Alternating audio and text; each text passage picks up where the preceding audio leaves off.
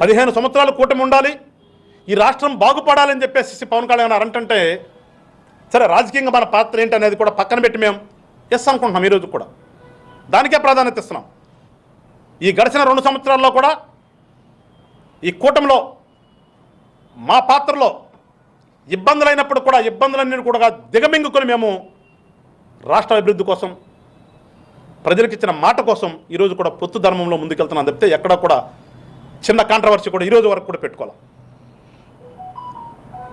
కానీ ఎవరైతే ఇవాళ వచ్చి చిరంజీవి గారి పేరుతో రకరకాలుగా మాట్లాడుతున్నారో ఇదంతా కూడా ఒక రాజకీయ కుట్ర కోణంలోనే నేను అభివర్ణిస్తున్నాను.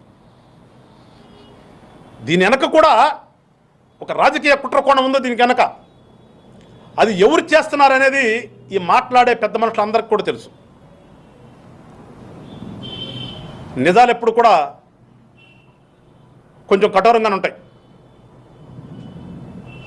ఏదో మేము ఉన్నాం కదని చెప్పేసి ప్రతిదీ సర్దుకుని పోవాల్సిన ఆవశ్యకత కూడా లేదు మాకు. జనసేన పార్టీ ఎక్కడ తప్పు ఉంటే అక్కడ తప్పు నిలదీస్తానని చెప్పి వచ్చామని చెప్తే మేము తప్పు జరిగినప్పటికి కూడా సమర్థిస్తామని చెప్పేసి ఎప్పుడు చెప్పలేదు, ఇప్పుడు చెప్తున్నాం. తప్పును ఎప్పుడు కూడా సమర్థించాం.